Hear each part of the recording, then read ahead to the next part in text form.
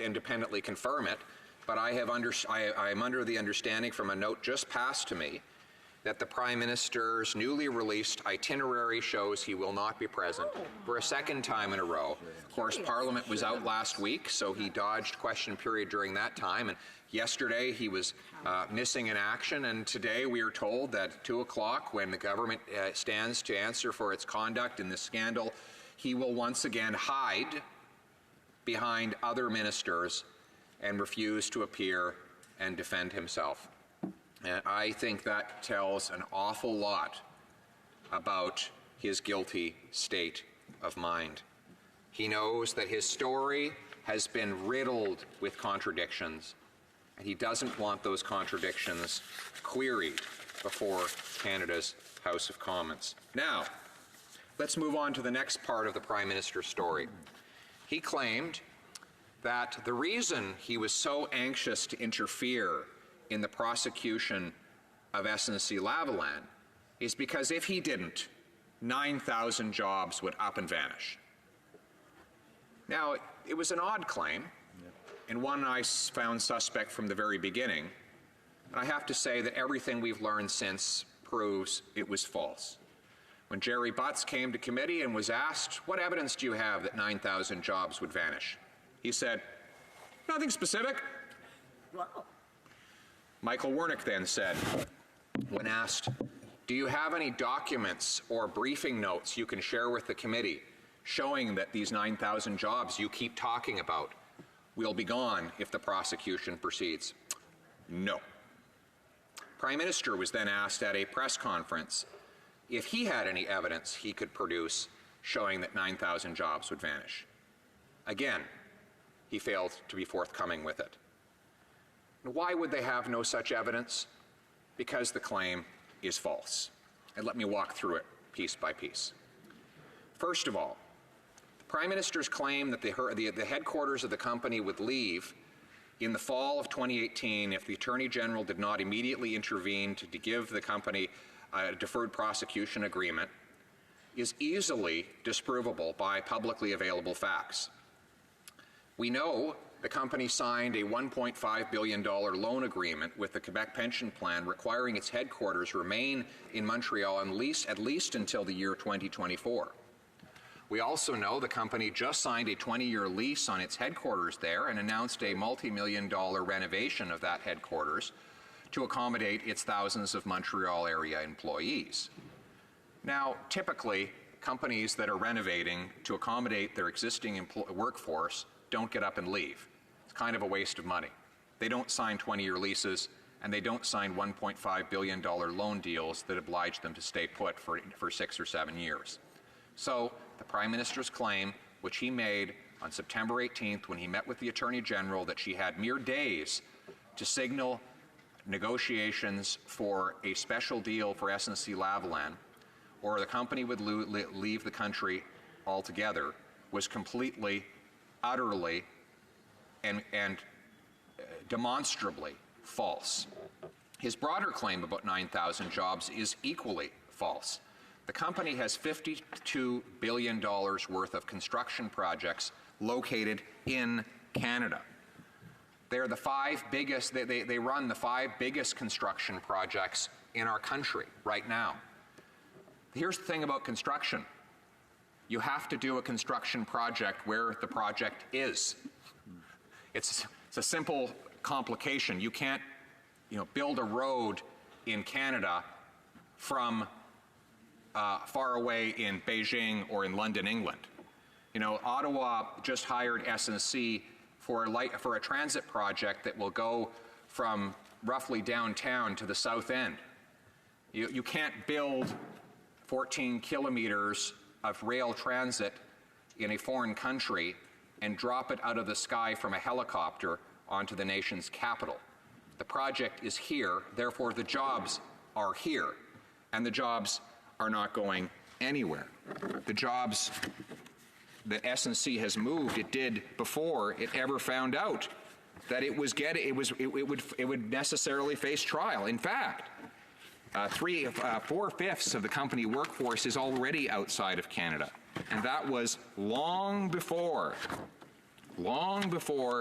the Prime Minister before the government ever signaled that the company would be required to go to trial. In other words, the movement of jobs from SNC-Lavalin to out of Canada has nothing, I repeat, nothing to do with the prosecution, and therefore that justification itself is flawed. Now finally, the government has been telling us that if the company is forced to face trial and ultimately gets convicted, the consequence would be that it would lose the ability to bid on Canadian contracts. Now, I'm going to read directly from a report on exactly that question that the Deputy Minister of Justice, Nathalie Drouin, wrote to the Clerk of the Privy Council in the matter of SNC-Lavalin. And here we are. It says, it refers to the Canadian Integrity Regime. This is the regime that bans corrupt businesses from doing business with the Government of Canada. And it says this: the ability of a company/supplier to contract with the federal government is affected by the ineligibility and suspension policy. The policy ensures the government does business only with ethical companies and suppliers in Canada and abroad. Public Services and Procurement Canada administers this policy on behalf of the government. The policy sets out when and how a company or supplier may be declared ineligible or suspended from doing business with the government.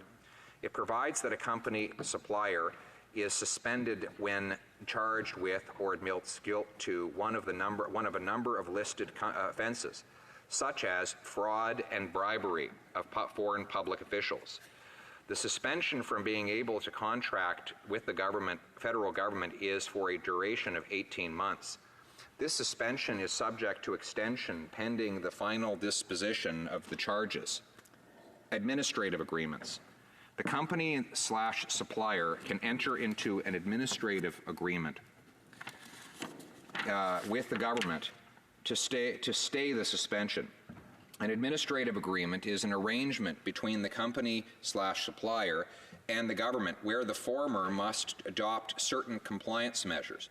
It is used to mitigate the risk of contracting with a particular company/supplier. For example, the government and a company or supplier may wish to enter into an administrative agreement. Who has a point of privilege? Thank you, Mr. Speaker. I'm rising to comment very briefly on a question of privilege raised March 19th by the Deputy Leader of the Official Opposition.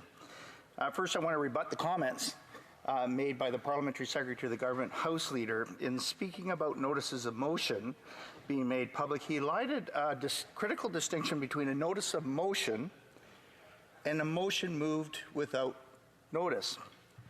Now, the Parliamentary Secretary referred to the practice where some publicize a motion filed with a given committee clerk.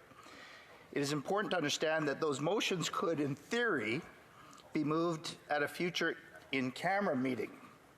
They could be moved at a future public meeting, or they might actually never be moved.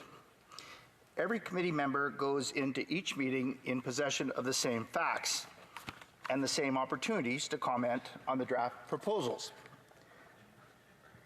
To quote my honourable friend, the member from Milton, the motion of concern was table dropped at the meeting itself.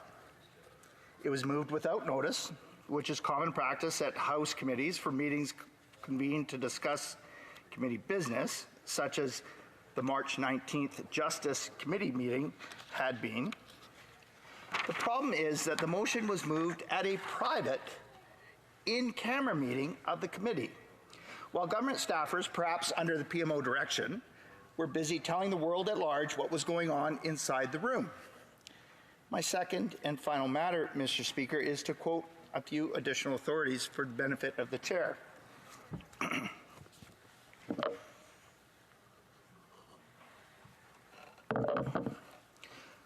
Ocean's parliamentary rules and forms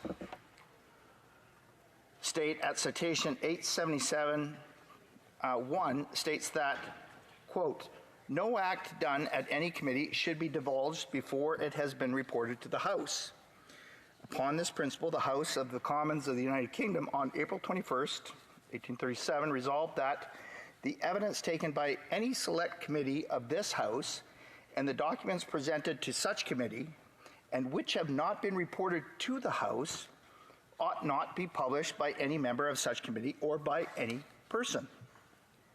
The publication of proceedings of committees conducted with closed doors or of reports of committees before they are available to members will, however, constitute a breach of privilege.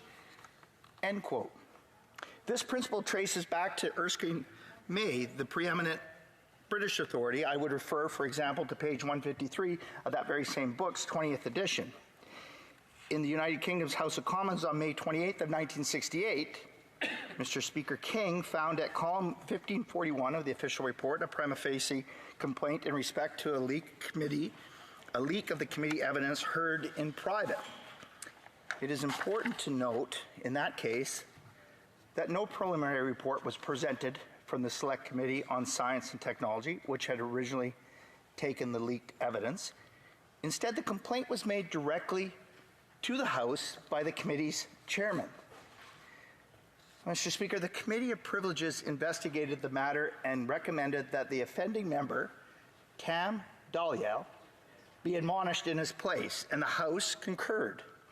The subsequent words of Mr. Speaker King at page 362 of the journals for July 24th, 1968, speak to the importance of maintaining confidentiality. Quote, the Committee of Privileges itself, whose report the House has adopted, has pointed out that select committees, and indeed Parliament itself, depend largely on mutual trust and confidence between members of Parliament and those who appear as witnesses before them, and that this confidence would be greatly imperiled by any failure to observe the rules of the House by all those concerned in the work of the committees. That you have broken such confidence, it is a matter of high concern to the House and to all who cherish it. I, therefore, as Speaker of the House, and upon its instructions, reprimand you as guilty of a breach of privilege and of gross contempt of the House. End quote. In another British incident, on October 14th, 1975, at column 1134 of the official report, Mr. Speaker Lloyd found a prima facie case of privilege concerning an Economist article about a draft report prepared for future consideration by the Select Committee on a wealth tax. Mr. Speaker, this complaint too was raised directly in the Commons without any preliminary report originating from the committee. In fact, I understand that it was raised by a member who did not even sit on that committee.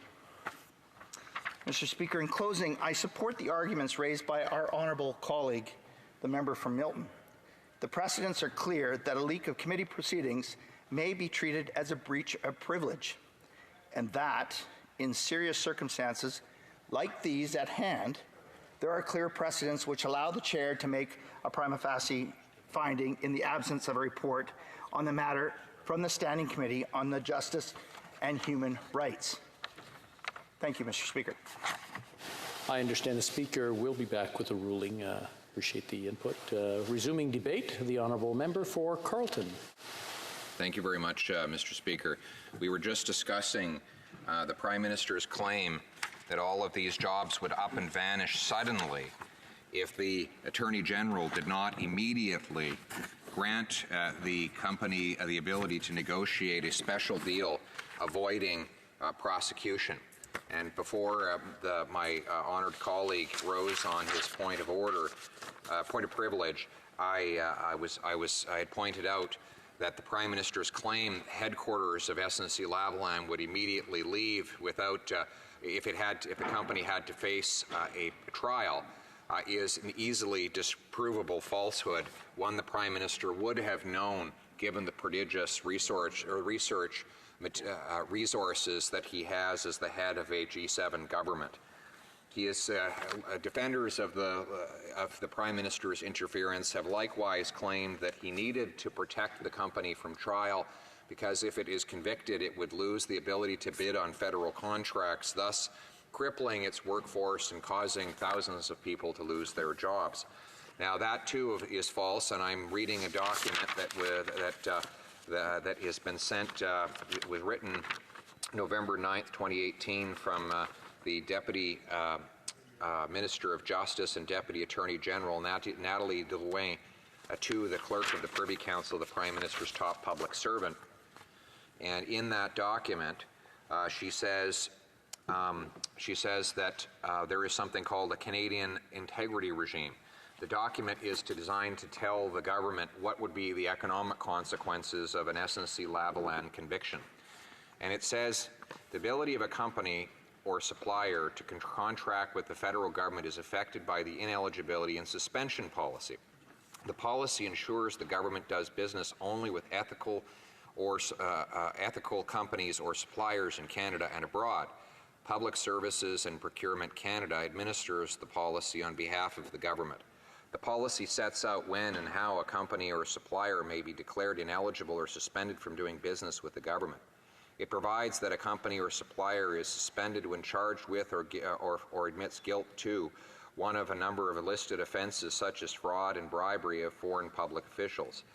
I may just interrupt the letter to say that that is exactly the charge with which SNC-Lavalin is accused right now, the bribery and fraud of foreign public officials. Back to the letter. The suspension from being able to contract with the federal government is for a duration of 18 months. This suspension is subject to extension pending a final disposition of the charges. However, there is something called administrative agreements. The company or supplier may enter into an administrative agreement with the government to stay the suspension. An administrative agreement is an arrangement between the company or supplier and the government where the former must adopt certain compliance measures. It is used to mitigate the risk of contracting with a particular company or supplier.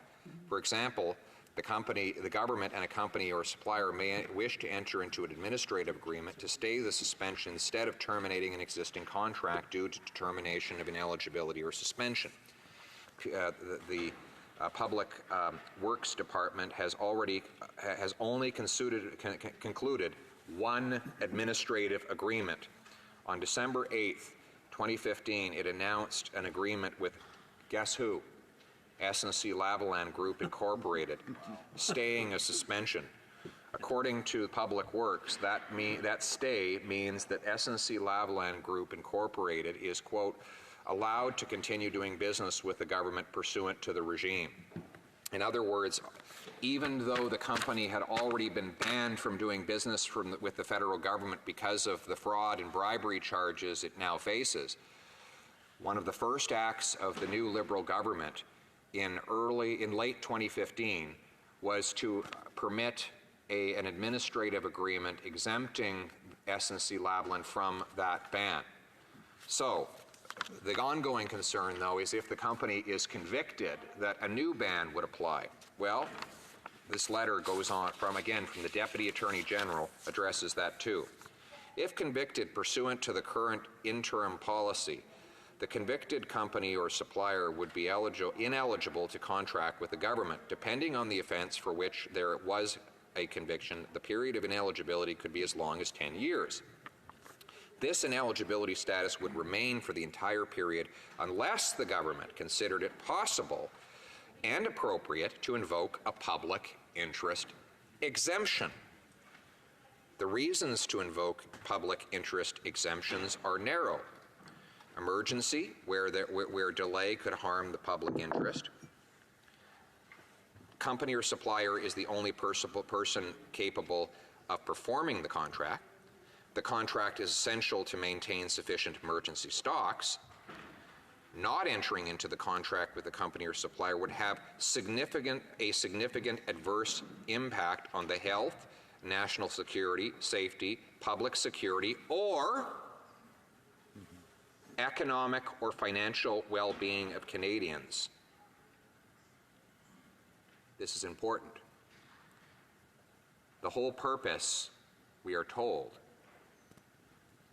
of granting this company a deferred prosecution agreement to avoid criminal trial is because the company would lose its ability to bid on federal projects and therefore its employees would suffer harm. But I've just read an excerpt from the policy which says the government currently has the power to exempt a company from said ban if it is necessary for the economic or financial well-being of Canadians. So let's just pause on this point for a moment.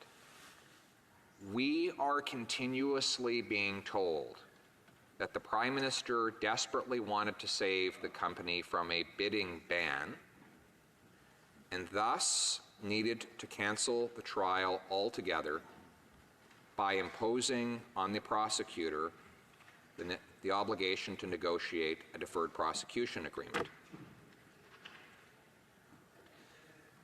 We learn in reading this policy that if the Prime Minister's only goal in this was to protect the company's ability to continue bidding on federal work, they could have done so even after a trial and a conviction by simply invoking a public interest exemption. It says right here in the policy. Now, the government would have known that because they already granted a similar exemption to the very same company.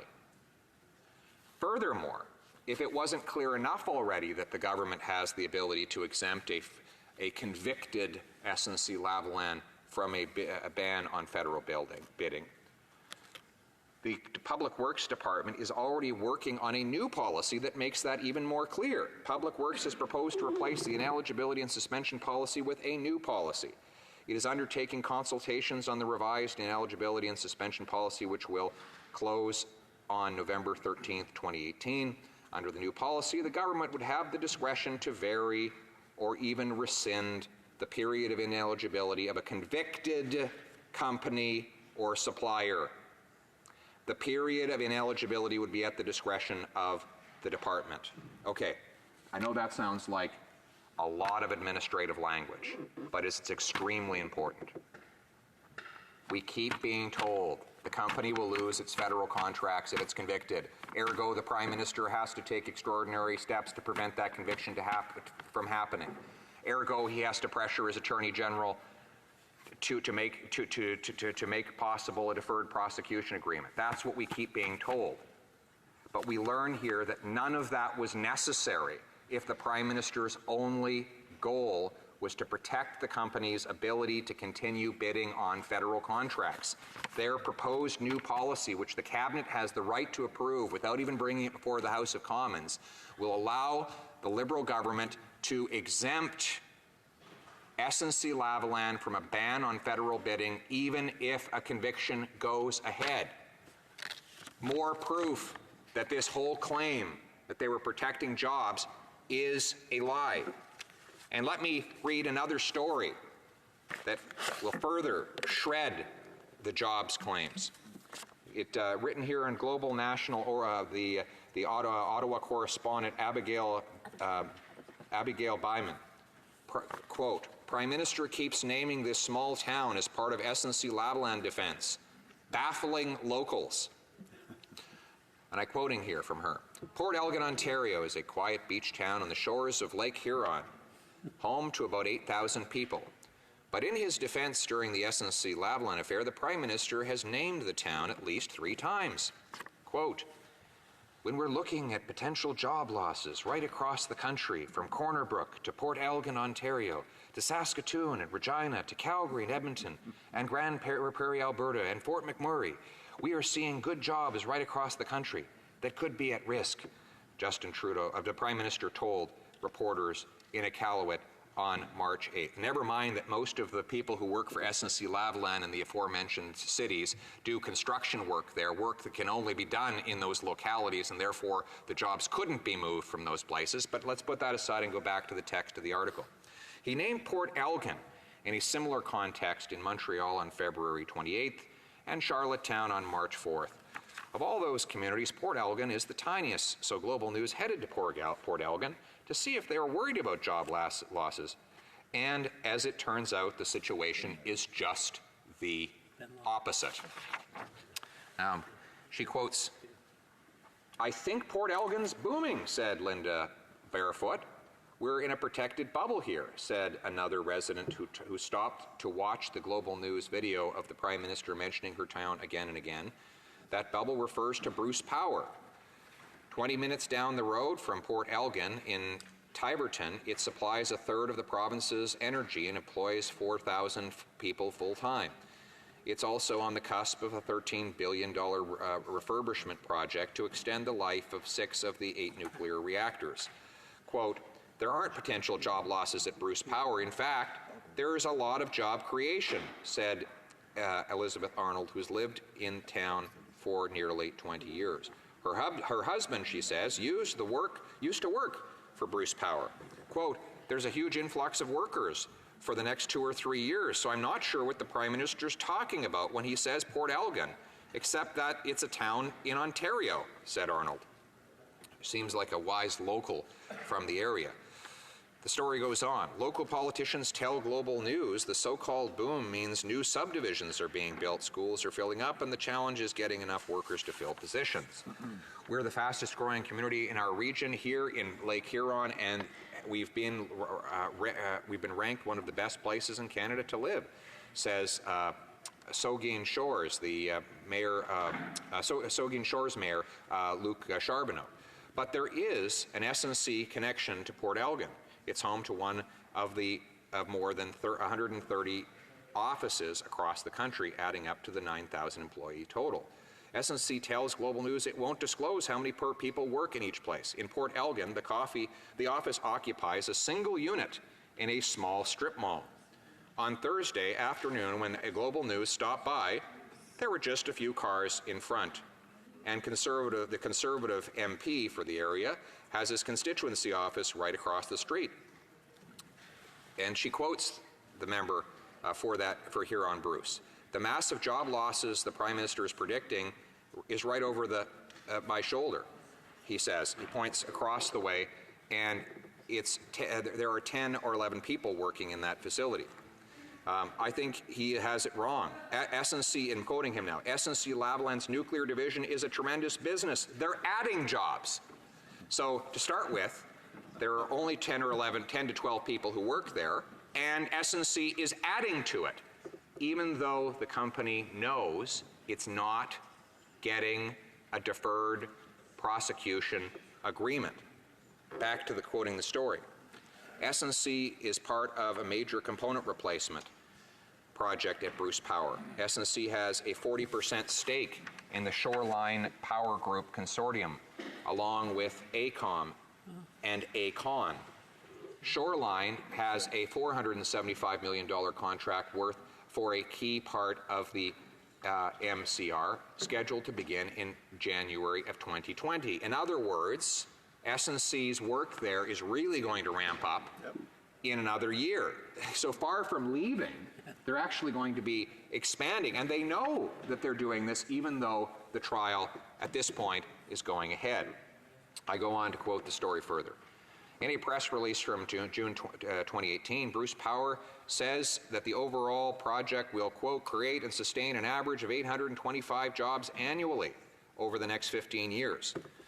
Neither Bruce Power nor SNC-Lavalin would talk to Global News about whether there is any threat to the broader category of nuclear jobs. SNC would not give details about any employment numbers for specific projects and would not confirm whether previously released job numbers in the news releases are still accurate today. The MP for Huron-Bruce is confident that in a worst-case scenario for SNC-Lavalin, if they are forbidden to bid on government contracts for 10 years, nuclear jobs are protected because this isn't a government project.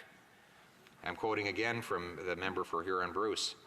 It's a business-to-business transaction between SNC Nuclear and Bruce Power, and regardless of the outcome, it will have no impact on the nuclear division, said the member for Huron-Bruce. The community's mayor, however, is less certain about SNC's future.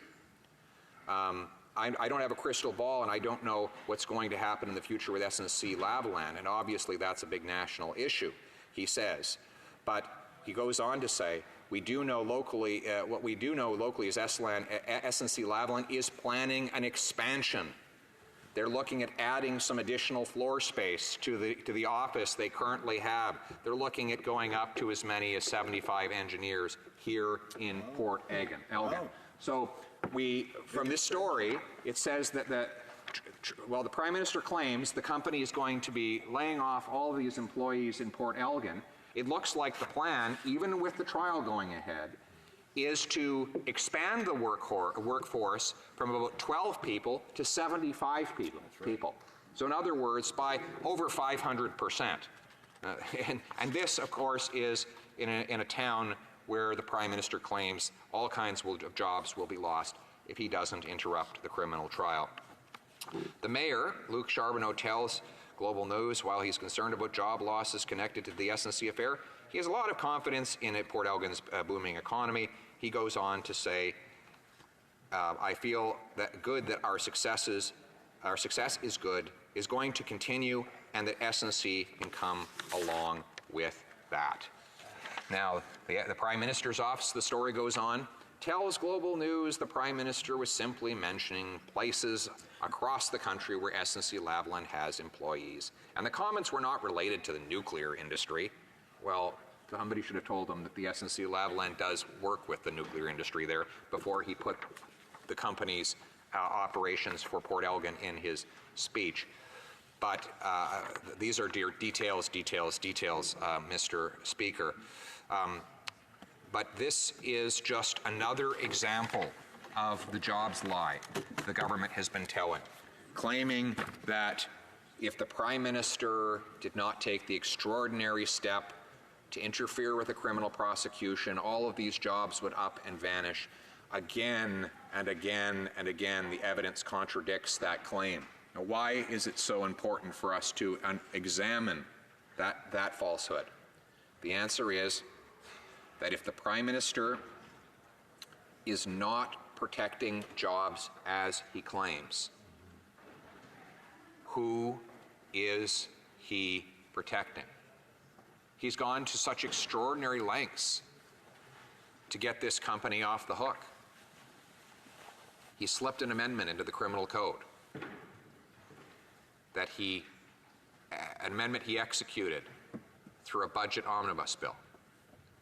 Once that bill became law, he became infuriated to learn that it had not, within days of getting royal assent and taking effect, been used for SNC-Lavalin.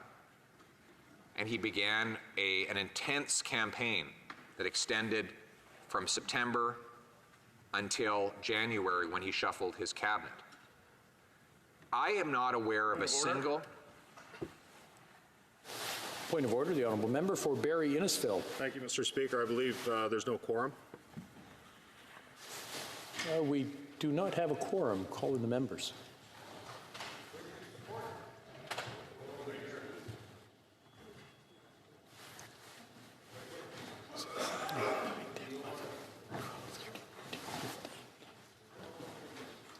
So we still don't have a quorum.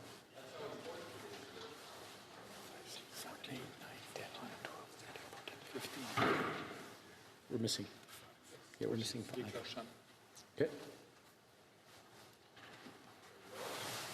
Apparently they're ringing.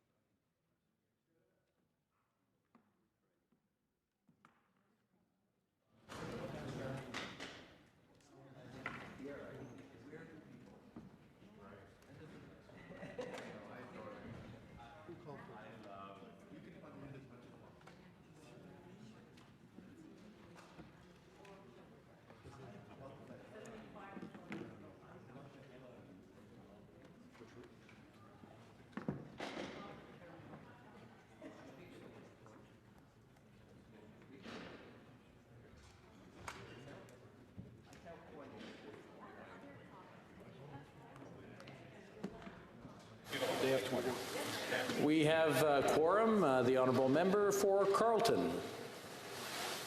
Thank you very much, Mr. Speaker. As I was saying moments ago, I was referencing the Prime Minister's claim that we now know to be false, that the company employees would lose an abundance of employees.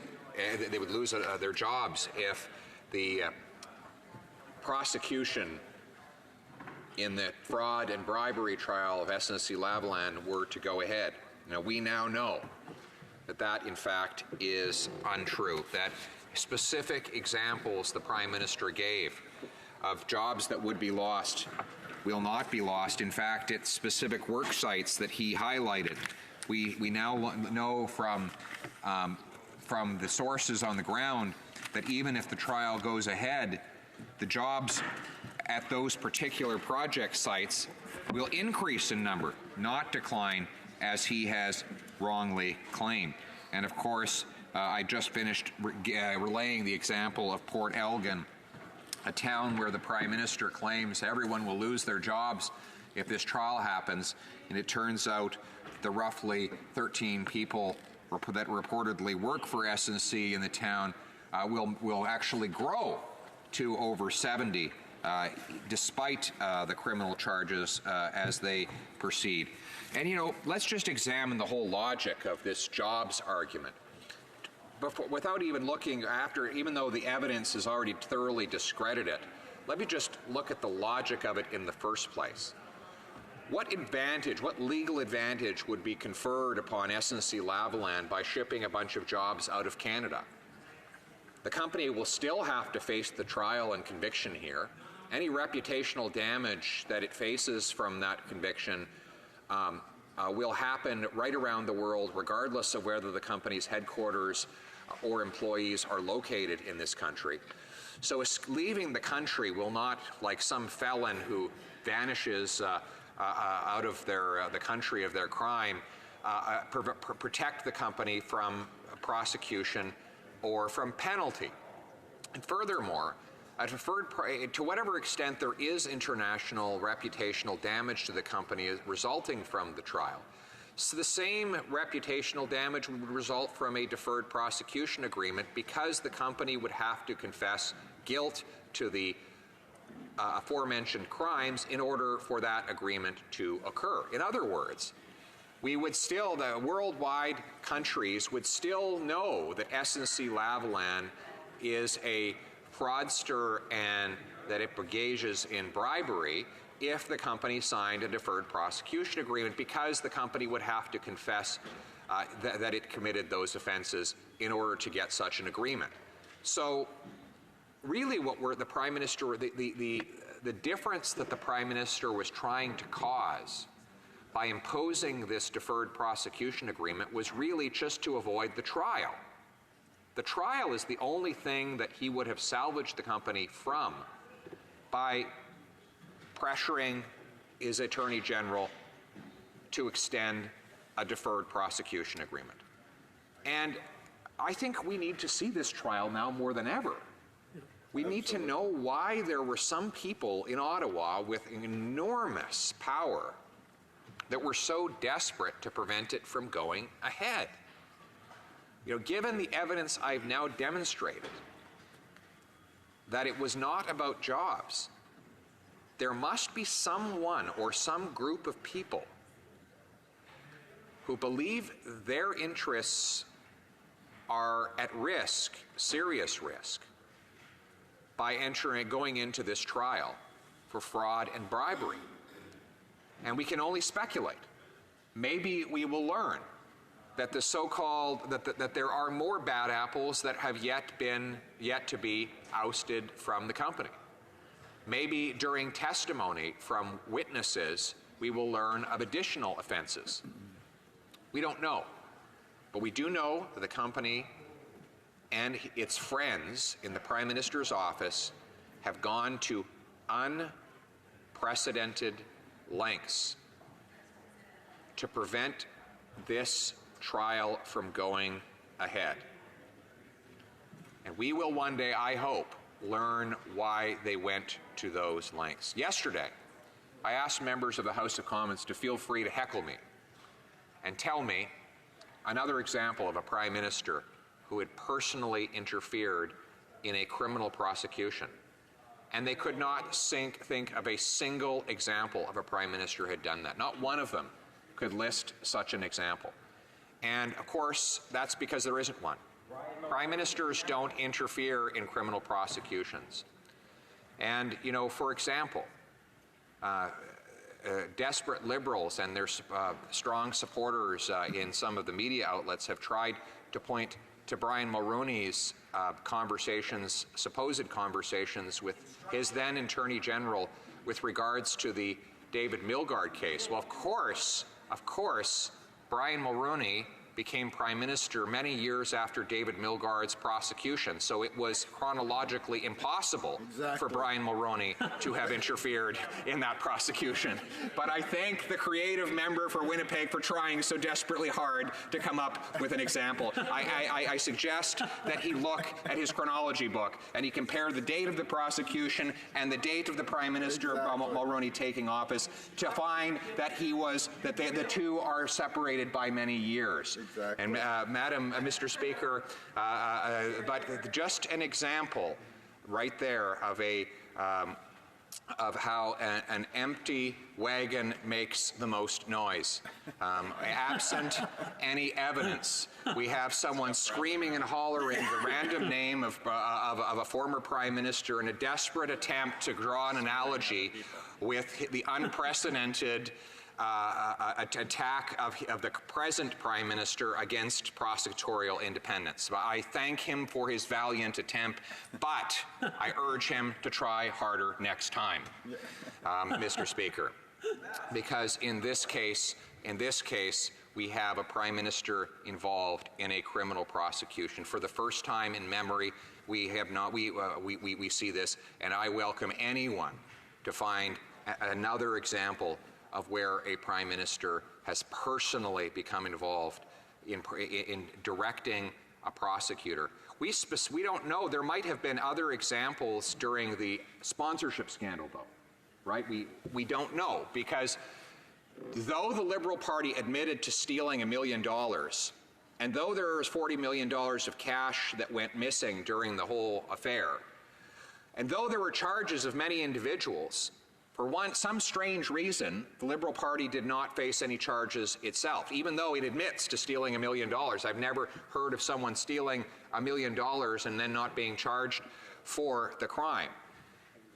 We don't know why they weren't charged, but we do know that at that time, the prosecutor was embedded right in the office of the Attorney General, who of course was a minister in the Liberal government.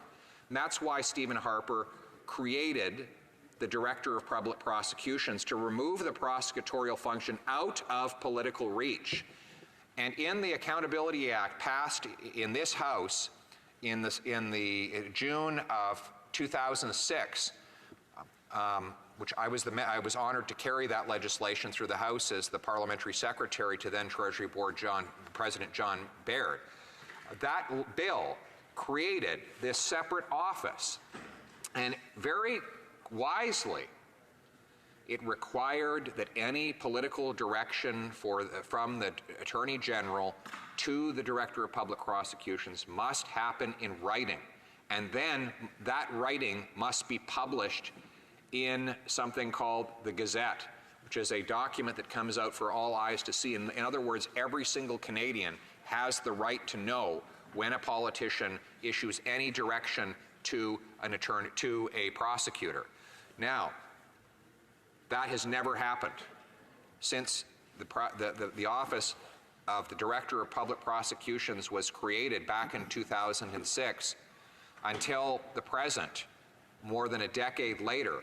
There has not been a single solitary case where a politician had the audacity to write a directive forcing taking over a prosecution and forcing the prosecutor to do something that he, or in this case, she, did not want to do. It would have been unprecedented. According to a briefing that the Attorney General got from her own department, it would have been unprecedented for her to override the decision of the prosecutor in this case. And it would have been impossible for her to do it with a clean conscience, because it's clear that the Director of Public Prosecutions had very studiously and carefully measured the case against the law and found that the company was not eligible for a deferred prosecution agreement. So what the Prime Minister was asking the Attorney General to do was to impose a political decision to break the criteria in the criminal code and effectively cancel a trial that prosecutors had otherwise deemed should go ahead. This is without precedent in the Canadian system. And therefore, we are embroiled in this controversy today. Those who wonder why such a storm has resulted need only to appreciate how impossibly rare it is for politicians to even mention matters that are before the courts to either the judges or the prosecutors. You know, I will restate the history on this point. When a young Jean Charest was a minister in the Mulroney government, he very innocently and with pure motives, and unmotivated by the public interest, called a judge about a trial. And you know what happened to him? Resigned. Just like that. There wasn't a prolonged period of debate. There wasn't an extended period of conversation. There was literally nothing to talk about. You're a minister, you called a judge, resign. Simple. John Duncan, a very distinguished former Aboriginal Affairs Minister in the Harper government, a man with an unblemished record of integrity, an unimpeachable character, praised, I might add, by members of all parties for his work, once was approached by a constituent who had a problem with a quasi-judicial body. And just as a good MP, he tried to help out, and he picked up the phone and called the head of that quasi-judicial body in order just to be helpful. He had no personal interest in it. Nobody alleged that he was in a conflict of any kind. He was just trying to help a constituent, as all of us do in any given day. But he was a minister, and he called the head of a quasi-judicial body. What happened? Resigned, just like that. No debate, no nothing. In fact, a lot of people probably look back to those quaint times when ministers resigned over spending a few too many dollars on a glass of orange juice, or accidentally helping a constituent in the wrong way, and resigned over those things. And they look to the present day, where you have a prime minister who's been convicted of breaking the ethics law in four different places, who took a who took a $250,000 vacation from someone who was looking for who had met him to get a $15 million grant, who is accused by his former Attorney General and his former Treasury Board President of inappropriately interfering in a criminal trial of a Liberal-linked corporation. And they say, oh God, give me those days back when politicians were resigning because they spent $17 on orange juice, or because they were trying too hard to help a constituent with a case file. Those were quaint times, and they do seem an awful long time ago, don't they, Mr. Speaker? But here we are today. There is something circular about it all, though, isn't there?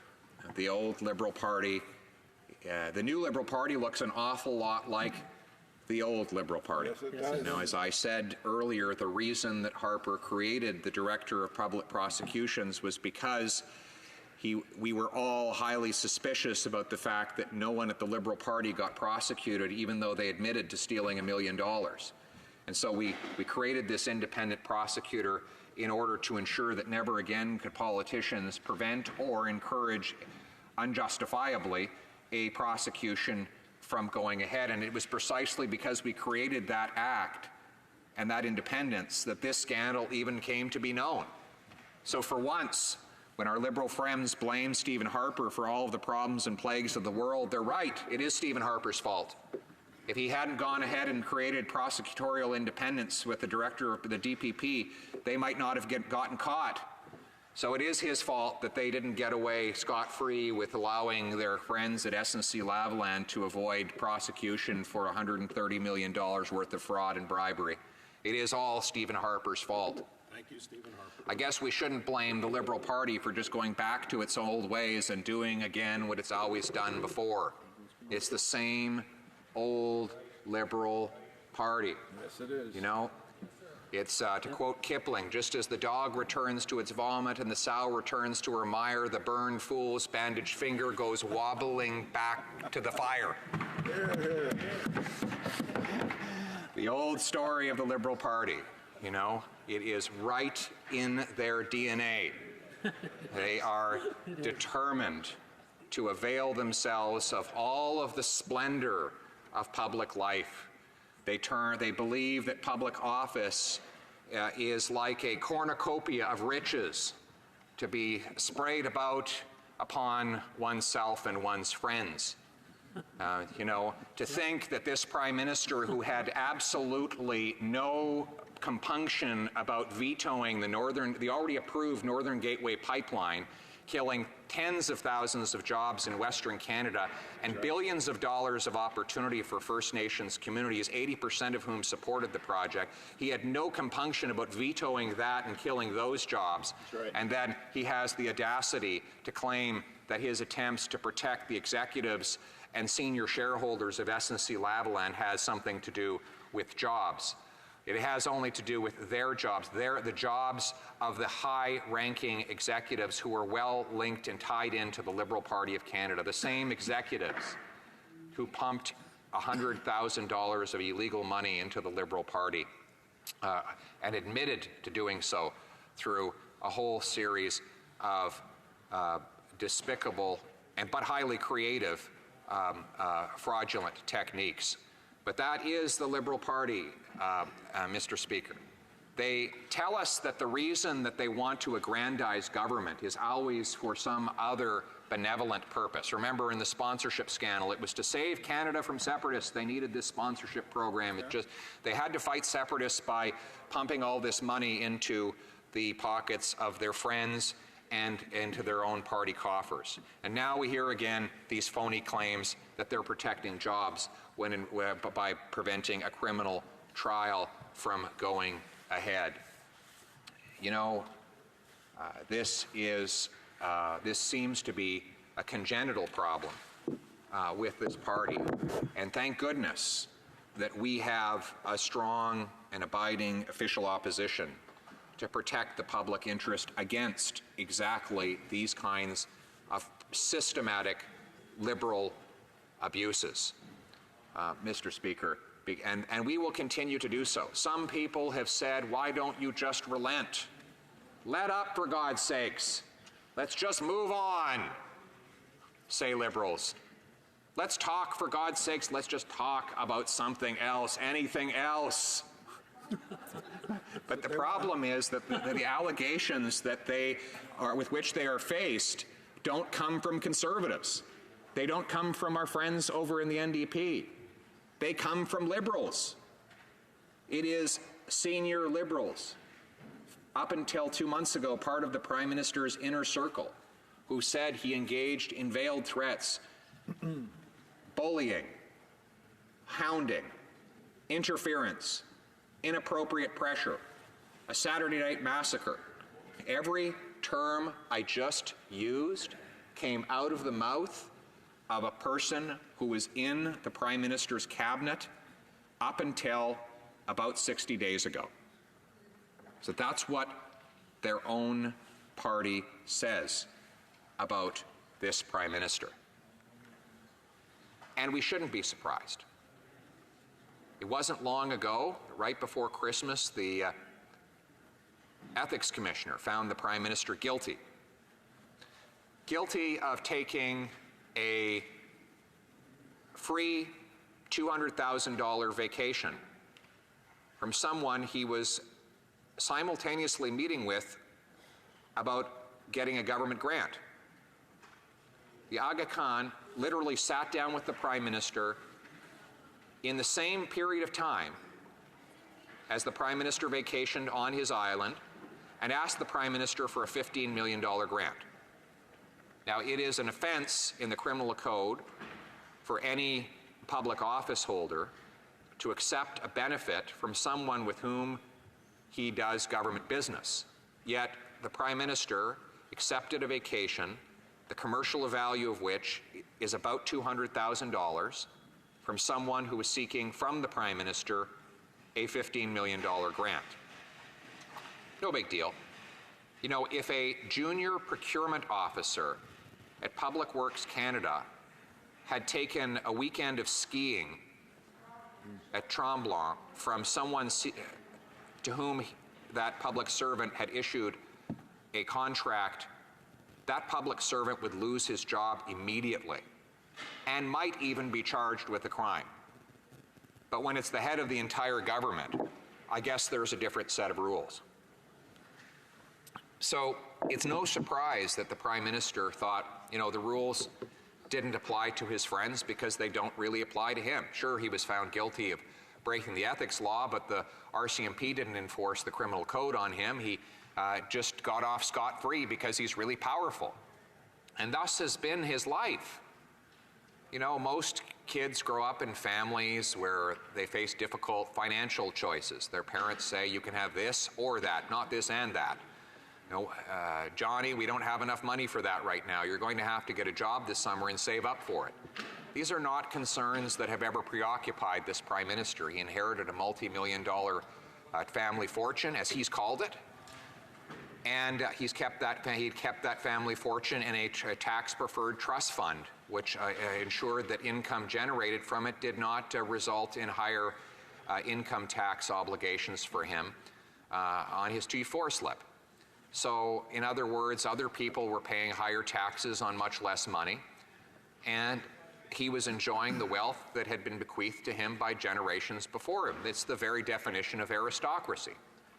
Now, I don't say that to denigrate in any way his family. The Prime Minister's grandfather ran a very successful business, mostly of gas stations, a completely honorable way to make a living and earn a life. And I do not, nor do I, besmirch his grandfather's good reputation for having left an inheritance to his descendants. We all should aspire to do that. But what I do, the concern I do have is that the Prime Minister, because he has marinated in this wealth, this family wealth his entire life, he finds it impossible to empathize with the real concerns of everyday people who do not have family fortunes. You know, I stood here in the House of Commons and I asked the Prime Minister about his tax increases, and he said, oh, those things only affected the rich, he said. So I said, oh, you really? You took away the children's fitness tax credit. You're saying only rich people put their kids in sports. You took away the transit tax credit. You're saying that only rich people take the bus. You say you took away the students' tax credit for textbooks and post-secondary education. Are you saying only all university students are rich? And he said, well, you know, none of those things help the poor because the poor don't pay taxes. How out of touch can you be? You know, from a guy who kept his money in a tax-preferred trust fund to avoid paying his full fair share on the resulting investment income, to accuse the working poor of not paying tax is insulting. And, I might add, it is factually wrong. Everyone who earns more than $10,000 a year in Canada, not exactly rich, Mr. Prime Minister, is eligible to pay income tax. They also pay gas tax, GST, HST, payroll taxes, and now, as of yesterday, the carbon tax. So yes, the working poor do pay tax. They pay too much tax. And they don't need to be told otherwise by someone who has inherited a massive family fortune and done everything to minimize the amount of tax he pays on that fortune. I will add, now that we are in the House of Commons, that this Prime Minister, when he was an opposition MP in 2014, showed up in the House of Commons and voted against a budget by then Prime Minister Stephen Harper that got rid of the loophole for trust funds. How convenient, right? The same trust fund tax loophole that he had been using all of his adult life. He showed up to protect that loophole by voting against the Conservative attempt to close it. Why wouldn't he? You know, so this guy has done everything in his power his entire career to stuff his pockets with as much money as humanly possible, as much as he can get away with, and to use public office for private enrichment. Point of order, Mr. Speaker. Point of order, the honourable member for Chilliwack Hope. Mr. Speaker, I know this has been raised a number of times today. I did want to see if the House was willing at this point to, through unanimous consent, revert to requests for emergency debates because of the canola crisis that our Western Canadian farmers are facing. The last 2 days, that routine proceedings has been denied by the government and has not given us an opportunity to move forward with our emergency debate request. So I'm hoping you will seek the unanimous consent of the House to see if we can revert to requests for emergency debates to have that important issue of the canola crisis regarding the inability of our farmers to ship grain to China to be considered again. We have unanimous consent. No. I'm afraid we don't have unanimous consent. Resuming debate. Well, we have a point of order. The honourable member for Barrie-Innisfil. Mr. Speaker, the canola industry represents multi-billions of dollars in this country. All the member from Chilliwack Hope was asking for was a unanimous consent motion to debate, have an emergency. What is the point of order that the honourable member for Barrie-Innisfil is making? Or was he just debating? Sorry, Mr. Speaker. The point of order I'm making is to look for unanimous consent to have an emergency debate on this issue. I'm afraid we just did that. The honourable member for Carleton. Mr. Speaker, as I was saying, this is a Prime Minister who has throughout his entire public life attempted to convert public office into private riches. He did it when he accepted hundreds of thousands of dollars in speaking fees from charities for speeches he should have been giving as part of his role as a member of Parliament. Of course, many of those dollars also came from public school boards and unions. So he was taking money from workers and school children for his own speaking fees for the kinds of speeches that all of us in this House of Commons give for free all of the time, because we know that we are already handsomely paid as MPs to do this job as it is. And he did so while having one of the worst attendance records in the House of Commons as an MP. So he was paid to be here working.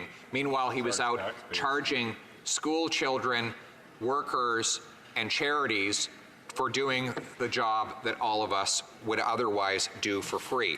So that is his history. And then he has the audacity to look the working poor in the eye and say, you're not paying enough tax. It is a kind of arrogance that can only come when you have marinated your whole life in privilege. And we have seen that same kind of elite arrogance from the Prime Minister on display recently. Well, Parliamentary Secretary to the Government House Leader. Thank you, Mr. Speaker. I just wanted to make reference to our rules, in particular with regards to unparliamentary language. If we were to take a look on page 623, where it states that proceedings of the House are based on a long-standing tradition of respect for the integrity of all members. Thus, the use of offensive, provocative, or threatening language in the House is strictly forbidden. Personal attacks, insults, and obscenities are not in order. A direct charge or accusation against a member may be made only by the way of a substantive motion for which notice is required. Mr. Speaker, the Conservatives consistently want to take personal attacks virtually from day one for the last 2 years, and I think it's time, Mr. Speaker, that members be held accountable, as the rules say, Mr. Speaker, that they are not allowed to personally assassinate the characters of this House. And I would ask that the member be called to order for his comments. The honourable member brings up a very good point of order, and it was a discussion that was taken amongst the officers, the chair officers earlier, when criticizing the other side, regardless of which side it's going to. I would remind the honourable members you can criticize the party, but not the individual. The honourable member for Carleton. Right, you will note, Mr. Speaker, that I was referring to the Prime Minister's then decision to vote against a 2014 budget which eliminated a tax loophole from which he had benefited his entire adult life. That is very much related to Parliament. I just want to remind the honourable members that you can't do indirectly what you can, or what you can't do directly, or indirectly what you can't do directly. So I'll let the honourable member for Carleton continue. Well, somebody should have told the Prime Minister that when he tried to directly pressure his Attorney General to interfere with the proceedings. I hope that you pass that on to him, Mr. Speaker. So I'm going to, but now that the member wants to talk about personal attacks, I have here a letter from the Liberal member and former Attorney General, the member for Vancouver-Granville, that she has now submitted to the Liberal caucus. So you want to talk about personal attacks, Mr. Chair? Let's do that. I think this is very much apropos, and I'm very pleased that the member rose on that particular point of order at this moment. And I'm going to quote. She wrote to the whole Liberal caucus, "Now, I know many of you are angry, hurt, and frustrated, and frankly, so am I. I can only speak for myself. I am angry, hurt, and frustrated because I feel and I believe I am upholding the values we all committed to. In giving the advice I did and taking the steps I did, I was trying to protect the Prime Minister and the government from a horrible mess. I'm not the one who tried to interfere in sensitive proceedings. I'm not the one who made it public. And I'm not the one who publicly denied what happened. But I am not going to go over all of the details here again. Enough has been said. Growing up as an Indigenous person in this country, I learned long ago the lesson that people believing what they wish about you does not and cannot ever make it true. Rather than letting authority be the truth, let the truth be the authority. Indeed, if I had succumbed to interpreting the beliefs of others to be true, I never would have been able to push forward in the face of racism and misogyny that far too many Indigenous women and others still face today. Ultimately, the choice that is before you is about what kind of party you want to be part of, what values it will uphold, the vision that animates it, and indeed the type of people it will attract and make up. She, of course, is writing the caucus about the ongoing Liberal deliberations, whereby members of the Prime Minister's inner circle are trying to have her expelled from her own party. Why? Because she blew the whistle. She saw wrongdoing, and she blew the whistle. And that is apparently, we are now hearing from numerous media reports and comments from Liberal MPs who support the Prime Minister, an offence punishable with expulsion. Point of order, the honourable member for Timmins James Bay.